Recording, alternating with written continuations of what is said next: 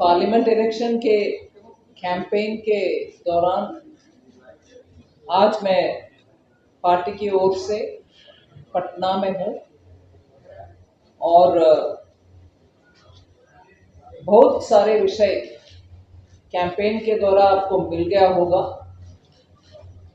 मगर ये ज़रूर मैं उचित समझा कि दो चार विषय आपके सामने रखूं और फर्स्ट टाइम वोटर्स को याद रखते हुए और उनके लिए, उनके इंफॉर्मेशन के लिए, जिस काल में उनका कोई अनुभव नहीं है या शायद उनका जन्म भी उसके बाद में हुआ, जंगल राज के बाद में हुआ, ऐसे बिहार के जंगल राज से बाहर आने के लिए कितना मेहनत करना पड़ा और उससे बिहार का क्या नुकसान हुआ, उसके ऊपर मैं थोड़ा विषय रखना चाहती हूँ। और इसीलिए मेरा ओपनिंग स्टेटमेंट थोड़ा आप सब्र रखिए, थोड़ा लंबा है, मगर एकदम लंबा नहीं करूँगी। आप जरूर मुझसे फिर प्रश्नोत्तरी के समय पूछ भी सकते हैं। मैं ये जरूर याद दिलाना चाहती हूँ, सम्मान चाहिए, विकास नहीं। ये बोलने वाले लोग से जो जंगल राज का जमाना था बिहार में, उस समय बिहार के पर कैपिटा इनकम उड़ीसा से वो जंगल राज शुरू होने से पहले उड़ीसा से हायर था, बड़ा था। उड़ीसा उस समय पर कैपिटा जीडीपी 20,591 रुपीस था, 20,591। और उस समय 1991 के समय में बात करें, बिहार का 21,282 था। मगर जंगल राज शुरू होने के बाद बिहार का 33% ड्रॉप हुआ और आराम से उड़ीसा 31% ज्यादा बढ़ा। इसीलिए 2002 तक जब हम पहुंचे,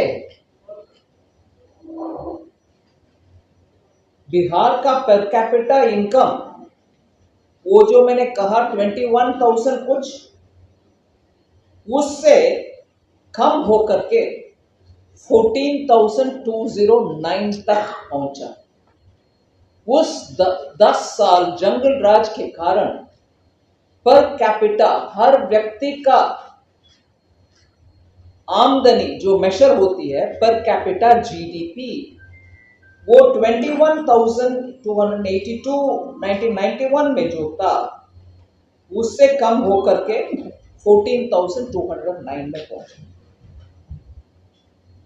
फिर पोस्ट 2002 के बाद में पर बिहार के per capita income average growth के अनुसार, एवरेज एनुअल ग्रोथ 5% के 5.6% के अनुसार वो 14,000 जहां गिरावट हुई 14,209 से उठ करके 37,000 तक पहुंचा 2019 तक। मेहनत के कारण और जंगल राज को मिटाने के बाद, थोड़ा कानून व्यवस्था ठीक होने के बाद ये था।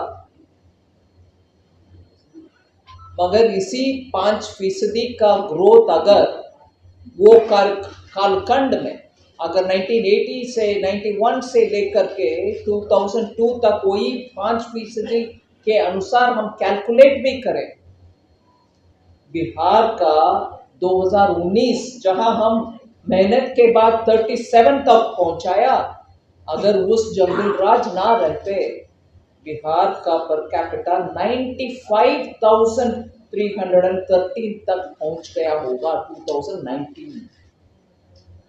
जंगल राज से जो नुकसान आता है, आम आदमी के आमदनी तक उसका असर पड़ता है, लॉ एंड ऑर्डर के द्वारा तो मर्डर, खून, हत्या, रेप ये सब होता, वो भी भयंकर है। मगर पर कैपिटा इनकम के विषय में आप जरा सोचेंगे, यही है अंतर। मेहनत के बाद 2002 से 37,000 तक जहां पहुंचा, अगर रेगुलर लॉ एंड ऑर्डर उस समय भी रहता, 95,000 तक बिहार के इनकम पर कैपिटा इनकम हो जाता। अभी उसी जो सम्मान चाहिए विकास नहीं बोलने वाले, तब बोलने वाले आज भी क्या भाषा बोल रहे हैं जी? फुल रिजर्वेशन हम देंगे माइनॉरिटीज को, जब रिलीजन आधारित रिजर्वेशन हमारे कानून में, कॉन्स्टिट्यूशन में अनुमति नहीं। इसका मतलब ये हुआ कि एससी, एसटी, ओबीसी से छीन करके रिलीजन आधारित रिजर्वेशन देने के लिए एक क्लियर प्लान के साथ चल रही है इंडिया अलायंस। इसका भाषाओं से मैं ये कंक्लूजन में नहीं आ रही। कर्नाटका के कांग्रेस सरकार ने उधर हर वर्ग, मुस्लिम के हर वर्ग से सबको रिजर्वेशन दे करके ओबीसी का जो था रिजर्वेशन उससे छीन करके इनको दे, मतलब इसमें कटौती, उसको पूरे कवर। यही भाषा जो अभी बोला जा रहा है, उसका मतलब यही होगा और बिहार में भी यही होंगे। इसीलिए मैं बोलती हूं, सबका साथ, सबका विकास, सबका विश्वास और सबका प्रयास जो मंत्र है माननीय मोदी जी का, उससे बिहार में भी हर वर्ग, हर मजहब, हर कुल, सबको बिना भेदभाव सब मिला है। बिजली हो, पानी हो, सड़क हो, शौचालय हो, घर हो, मुफ्त अनाज हो, सबका सब हम देते आ रहे हैं। इसलिए जब माननीय प्रधानमंत्री जी बोलते हैं सबका साथ, सबका विकास, उसमें सम्मान भी है और विकास भी है। ये नहीं है कि हमें सम्मान चाहिए, विकास नहीं चाहिए। विकास जब नहीं चाहिए, आपका पर कैपिटा इनकम 14,000 के करीब ही 10 साल तक स्थगित रहा। उसका मेहनत करके बाहर ले आने के लिए 90,000 तक पहुंचने वाला बिहार स्थगित होकर के बैकवर्ड। अभी वो शब्द भी माननीय प्रधानमंत्री जी उपयोग नहीं करते, बोलते हैं एस्पिरेशनल डिस्ट्रिक्ट। और 114 भारत देश में, पूरे भारत देश में जब 114 बैकवर्ड डिस्ट्रिक्ट एस्पिरेशनल डिस्ट्रिक्ट हैं, उसमें से जहां ईस्टर्न बोलते हैं हम, पूर्वी राज्यों जिसका हम इंजन बनाना चाहते हैं विकास के लिए, सिर्फ विकास में भागीदारी लेना नहीं, विकास का इंजन ही बनाओ। आप विकास को खींचकर ऊपर लेके चलो, ऐसे स्थान दे रहे हैं हम ये पूर्व राज्यों को, बिहार हो, झारखंड हो, बंगाल हो, उड़ीसा। यहाँ पहले मैं सम्मान के विषय में उदाहरण देती हूँ आप सबके सामने। माननीय प्रधानमंत्री जी के एक्शन के द्वारा एनडीए सरकार पिछले 10 सालों में क्या क्या किया सम्मान के लिए। द्रौपदी मुर्मू जी, रामनाथ कोविंद जी, अब्दुल कलाम जी, जो वाजपेयी जी के समय ही सम्मान के एक अच्छा नक्शा उदाहरण के सामने हम देख सकते हैं। मगर इन तीनों को कांग्रेस और उनके मित्र पक्ष अपोज किया, विरोध किया, उनके सामने दूसरे कैंडिडेट को रखा। फिर उसी समय वाजपेयी जी, माननीय अटल बिहारी वाजपेयी जी के समय ही शेड्यूल्ड कास्ट से आए हुए दलित भाई बाले योगी जी को स्पीकर बनाया। फिर हीरालाल समारिया जी को पहला चीफ इंफॉर्मेशनल कमिश्नर के पोस्ट दिया जो दलित है। 60% करंट मंत्रिमंडल में, मोदी जी के मंत्रिमंडल में 60% लोग ओबीसी, एससी, एसटी पॉपुलेशन से आए हैं। फिर मोदी सरकार ने दिया national commission for backward class को कॉन्स्टिट्यूशनल स्टेटस। फिर ओबीसी रिजर्वेशन में अमेंडमेंट भी पारित किया है जो ओबीसी के लिए उचित माना गया। फिर जनधन, उज्ज्वला, आवास, जल जीवन, स्वच्छ भारत, ये सब गरीब और एकदम पिछड़ा हुआ वर्गों के लिए ही बनाया हुआ केंद्र सरकार की स्कीम्स।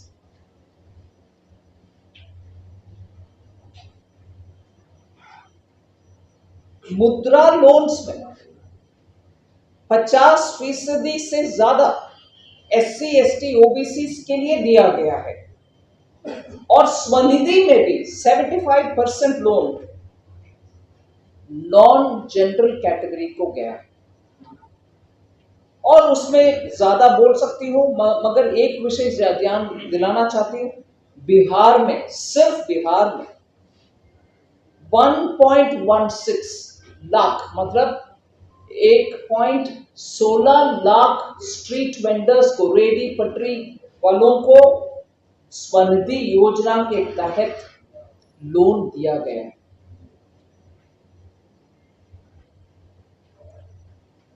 सम्मान के विषय, अंबेडकर इंटरनेशनल सेंटर दिल्ली में बनाया गया। पंचतीर्थ जो अंबेडकर जी का जन्मभूमि मऊ में, दीक्षाभूमि नागपुर में, और लंदन स्कूल ऑफ इकोनॉमिक्स में जब पढ़ते थे वो उनके उधर जब रहते थे वो, और चैतन्य भूमि मुंबई में, और doctor Ambedkar national memorial Delhi में। ये पांचों के पांच जो पंचतीर्थ है, ये सब स्थापना करने वाले भारतीय जनता पार्टी है, नरेंद्र मोदी जी की सरकार। कांग्रेस पार्टी ने तो अंबेडकर जी का भारत रत्न तक नहीं दिलाया।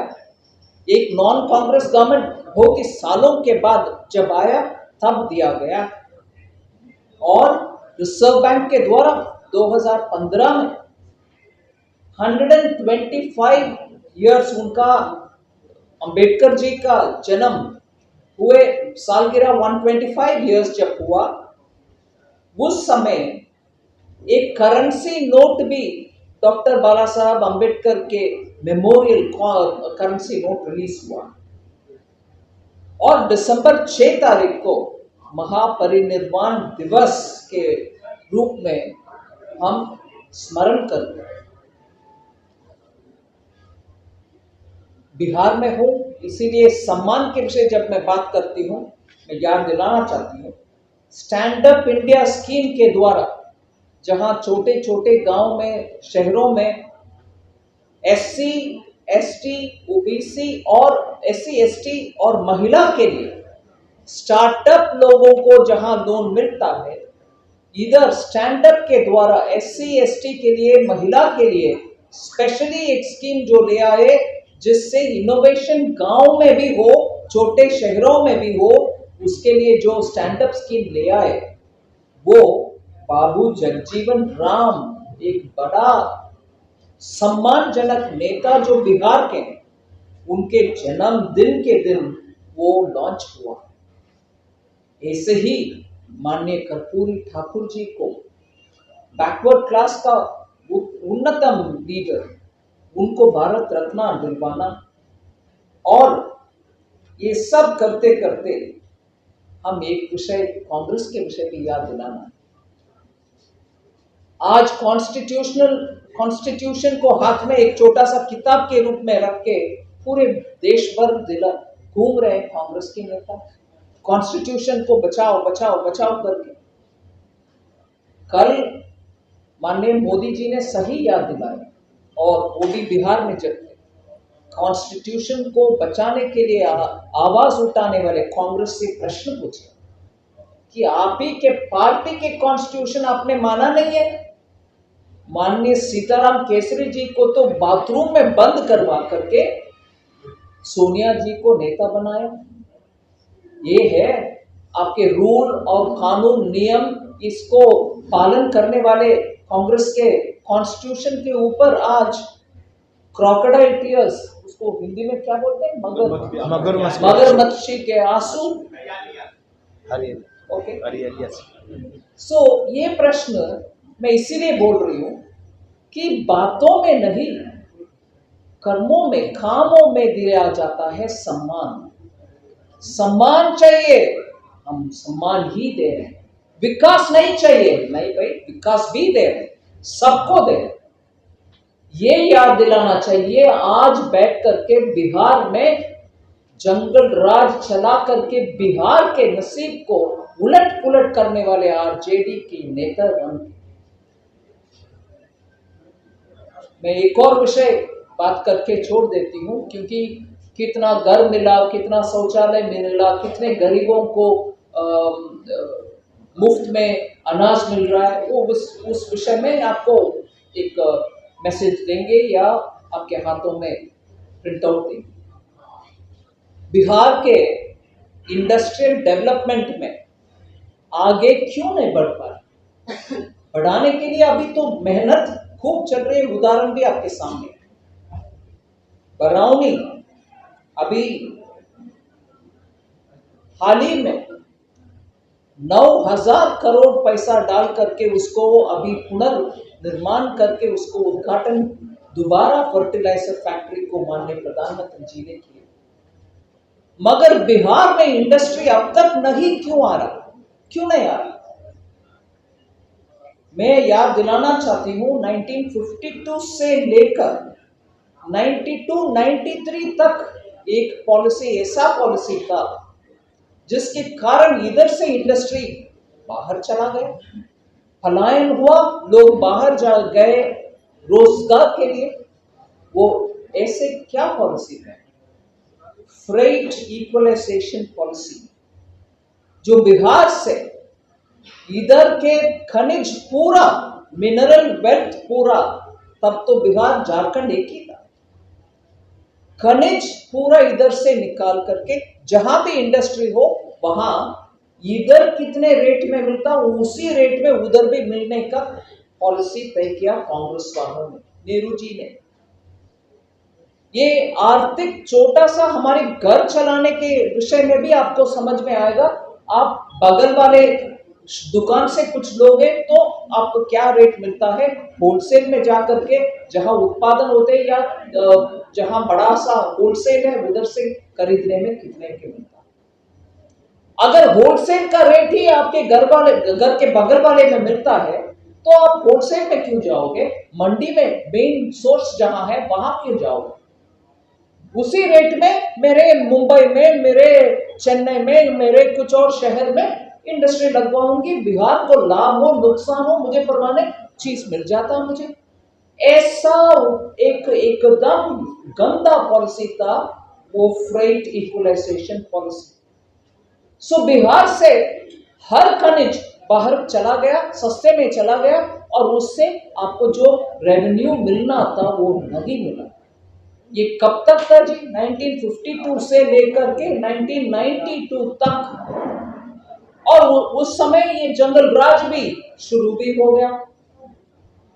ऐसे कानून के वजह से बिहार, झारखंड का, ऐसे ही उड़ीसा का एंडोमेंट रिच जहां है वहां से सब बाहर चले गए, लोग भी रोजगार के लिए बाहर गए, और आज रो रहे हैं कि eastern states are not developing, जहां उसके विपरीत आप देख लीजिए मोदी जी का approach. Public sector fertiliser company को बंद करके उसको गैस मिलने में नुकसान पहुंचा करके, जब पब्लिक सेक्टर अंडरटेकिंग सफरिंग में था, उसको पुनर्निर्माण किया, गैस कनेक्शन दिलवाया, और उससे आज फर्टिलाइजर पूरे देश के लिए मिल रही है। सिर्फ इधर नहीं, गोरखपुर में भी और सिंगरौली में भी, बरौनी में भी और सिंदरी में भी, झारखंड। और आज हम बोल रहे हैं, स्पष्ट बोल रहे हैं, और मैंने वोट ऑन अकाउंट वाले बजट 1 फरवरी 2024 के दिन में भी पार्लियामेंट में बोला, हम 2047 को विकसित भारत को निर्माण करने के लिए सबका साथ सबका प्रयास के साथ जब जा रहे हैं, हम मानते हैं पूरे ईस्टर्न स्टेट्स को इस विकसित भारत के यात्रा में वही इंजन बनेंगे, उनके ताकत में आगे बढ़ेंगे हम। हमारी अप्रोच यही है। इसीलिए इससे ज्यादा ना बोलते हुए हाईलाइट करना चाहती हूं, लेफ्ट विंग एक्सट्रीमिज्म कंटेन हुआ है, 76% कम हुआ है 2010 से कंपेयर करते हुए आज तक। और मैंने ऑलरेडी बरौनी, सिंदरी और गोरखपुर के उदाहरण दे दिया। बिहार में बरौनी के लिए 9,500 करोड़ पैसा इन्वेस्टमेंट हुआ है सरकार से। फिर पूरे विषय है घर, शौचालय, ये सब मैं उसमें टाइम नहीं लूंगी। आपके प्रश्नों को, आपके प्रश्न है तो एक एक करके अपने प्रश्न करेंगे। आप अनिल जी प्लीज।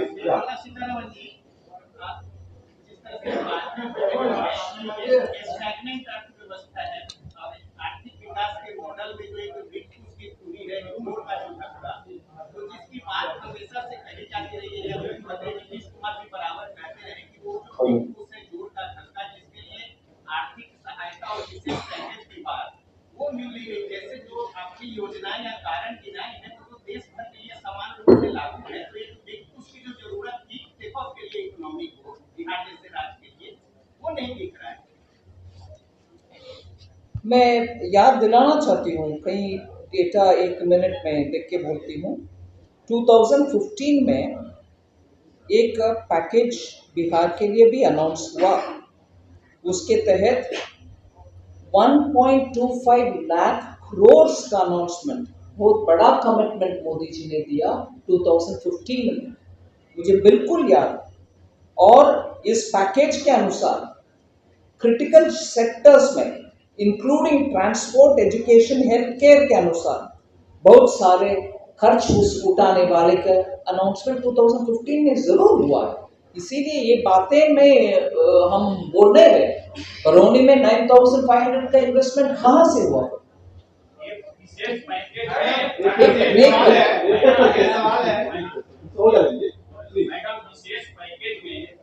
बिहार को रेगुलर मिलने वाले असिस्टेंट के स्तर कितना था? क्या क्या? बिहार को जो रेगुलर असिस्टेंट मिलता है, एक मिनट, बिहार को जो रेगुलर मिलता है, जो आर्थिक सहायता विशेष पैकेज स्पेशल पैकेज कर रही है, तो उससे तक कितनी राशि थी? मैं एक मिनट बोल रही हूँ आपको। 2004 से लेके 14 तक कितना बिहार को मिला, और अब पिछले 10 साल में 2014 उस दौरान रेवेन्यू जनरेट कितना हुआ बिहार से, प्लीज ये भी बताइए। वही मैं बोल रही हूँ जी, अब सुनेंगे तो। हाँ, टैक्स डेवल्यूशन के द्वारा, टैक्स जो केंद्र सरकार से राज्य सरकार को फाइनेंस कमीशन के फॉर्मूला के तहत जो हर राज्य को जाता है, उसमें बिहार को कितना मिल रहा, मैं वो बात बोल रही हूँ। 2004 से 14 2,04,134, मैं नंबर पढ़ रही हूँ, 2,04,134 करोड़ 2004 से 14 तक। 14 से 24 तक जो प्रधानमंत्री मोदी जी का नेतृत्व के सरकार, वही 2,07,187 नंबर पढ़ रही हूँ जी, 7,07,187 करोड़, 3.5 गुना बढ़ोतरी है। ये सिर्फ टैक्स का। अरे भैया एक मिनट, एक आप सुनना चाहिए प्लीज, एक मिनट, ठीक है। फिर ग्रांट्स जितना मिल रही है आपको, 75,213 करोड़ मिला है 2004 से 14 तक। 2014 से 24 तक वही 75,000 करोड़ 2,80,781 करोड़ मिला है, 3.7 टाइम्स बढ़ोतरी। और इसके बाद, इसके अलावा जो फाइनेंस कमीशन से रिकमेंडेड नहीं है, फिर भी क्योंकि कोविड के बाद रिवाइवल स्टेट का उनके प्रायोरिटीज को भी सहायता मिलना चाहिए, इसीलिए 50 साल इंटरेस्ट फ्री लोन हम दिए। 50 साल के बाद वो लोन रहेगा कि ग्रांट हो जाएगा, वापस भी करने का आवश्यकता ना होगा। ऐसे 19,360 करोड़ 20-19 साल से 2020, 21, 21, 22, 22, 23, 23, 24 कोविड के बाद में वाले सालों में 19,360 करोड़ मिला। इसके अलावा ये सब कितना प्रोजेक्ट्स में कितना मिला और कितने रोड्स बनाया उसका विवरण दे सकती हूँ, मगर एक उसे जरूर बोलूंगी, ये इस बार 24-25 के बजट में 10,032 करोड़ सिर्फ रेलवे इंफ्रास्ट्रक्चर के लिए दिए, सिर्फ रेलवे इंफ्रास्ट्रक्चर बिहार में। और 2009 से 14 का कंपेयर करें हम इस एक अनाउंसमेंट के साथ, उस समय 1,132 करोड़ ही था, हम अभी 10,032 करोड़ है। सो अमाउंट और 2-3 विषय में मैं जोड़ सकती हूँ। विषय ये है कि इतना अंतर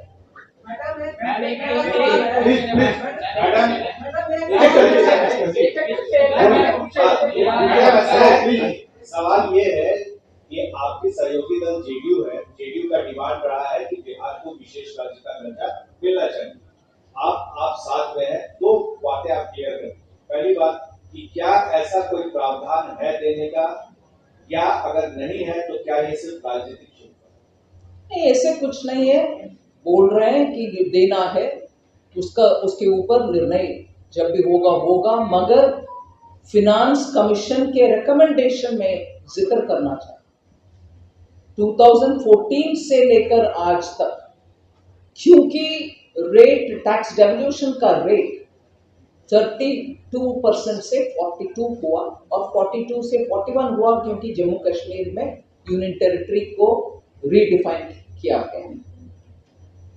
उस रिकमेंडेशन, फिनांस कमीशन के रिकमेंडेशन में रेट बढ़ाने के लिए बोल दिया और सेंट्रल सेक्टर स्कीम्स को कम करने के लिए भी बोला, और सेंट्रल सेक्टर स्कीम्स को उस रिकमेंडेशन के बावजूद भी हमने कम नहीं किया, उसी स्तर पर देते आए। प्लीज मैम, पिछले 10 साल से प्रधानमंत्री नरेंद्र मोदी केंद्र में है। बिहार में शिक्षा व्यवस्था के लिए भी फंडिंग मिलती है केंद्र से। इस बार भी 52,639 रुपए का बजट पेश किया गया है, लेकिन अभी तक उस तरह से विकास क्यों नहीं शिक्षा व्यवस्था में देखा? शिक्षा व्यवस्था में जी बिहार की सरकारी स्कूलों में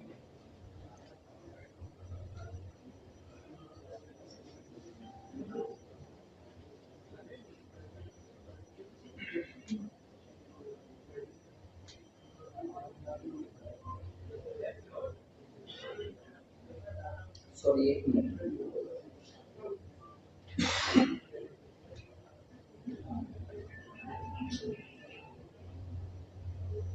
मैं एग्जैक्ट नंबर देती हूँ आपको, उससे आपको थोड़ा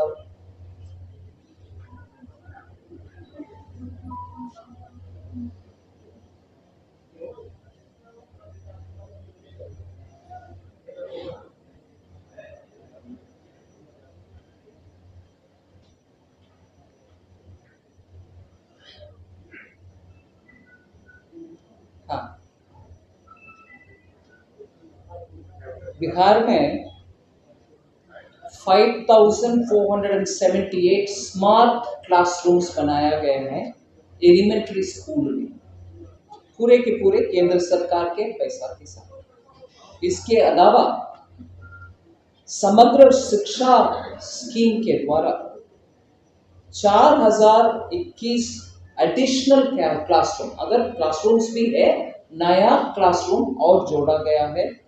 6,763 टॉयलेट्स बनाए गए।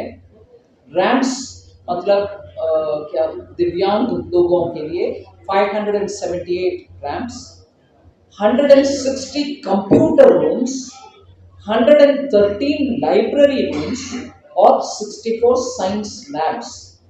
ये समग्र शिक्षा अभियान के द्वारा, कौशल विकास योजना के द्वारा 6 लाख यूथ को ट्रेनिंग, स्किल और ट्रेनिंग दिया गया है 2015 से लेकर। फिर आईआईटी बोध गया कैंपस, परमानेंट कैंपस का इनॉग्रेशन पीएम मोदी के द्वारा इनॉग्रेशन हुआ है और एकेडमिक और रेसिडेंशियल कॉम्प्लेक्स भी आईआईटी पटना के लिए भी इसके दौरान फरवरी में इनॉग्रेट किया गया। सो सिर्फ एजुकेशन के विषय में मैं ये डेटा आपके सामने रखना चाहता हूँ। मंत्री जी, एक सवाल है, क्या प्रधानमंत्री आवास योजना अब बंद कर दिया गया है? बैंकों ने नए आवेदन लेने अब बंद कर दिए, तो बिहार में कितने लोगों को लाभ मिला ये भी बताइए।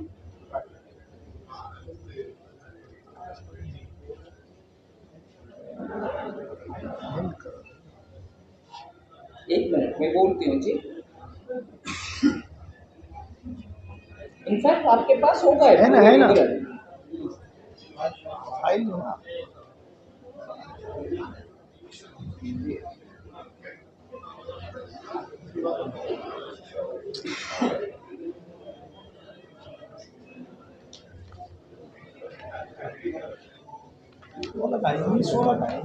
पीएम आवास योजना के तहत रूरल और अर्बन दोनों, ग्रामीण और अर्बन दोनों मिक्स करके 40 लाख हाउसेस बिहार में दिए गए हैं पीएम आवास योजना के तहत, ठीक है।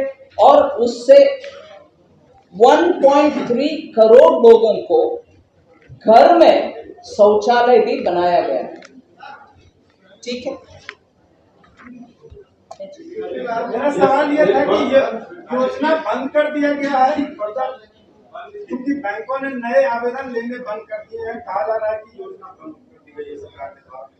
बंद नहीं हुआ है, मगर मैं पता करना चाहिए कि बैंकों ने क्यों ऐसे बोला। मुझे पूरे विवरण मेरे हाथ में नहीं है, मैं उसके ऊपर कुछ इतना विस्तार से बोल नहीं सकता।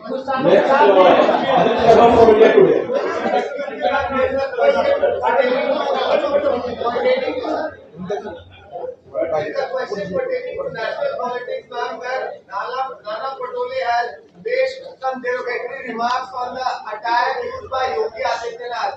भैया प्लीज शांत रहना, मुझे सुनाई नहीं दे रहा, please.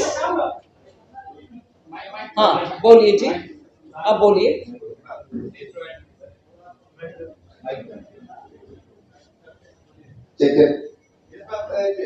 This is a question pertaining to national politics where Congress leader Nana Patole has made remarks on the attire used by UP Chief Minister Yogi Adityanath. He has made comments saying that भगवा कपड़ा पहनकर इस तरह की बात करते हैं, सीता जी को चोरी करने जब रावण आए थे तो भी भगवा ही पहन के आए थे। Do you have anything to speak on this? That goes to the culture of the Congress party, right? And Congress and its alliance is constantly hitting at Hindus. Sanatan Dharma is like a plague, it's like mosquito, it's like whatever, typhoid or leprosy, it's like corona. It has to be wiped out, somebody said from the alliance. Then Sri Mallikarjun Kharge ji himself commented on it in very similar lines. He didn't condemn it. In very similar lines, he also said something. And now you hear Maharashtra's Congress president speaking like that. Very typical of Congress culture to speak derogatorily about Hindu. And I'd like to remind you, particularly on the Bhagwa that are worn by saints, people who do tapas, who for every Hindu is a very sacred, color, and also it invokes respect. I'd like to remind you, during Mrs. Gandhi's regime, early days, because saints and Bhagwa wali both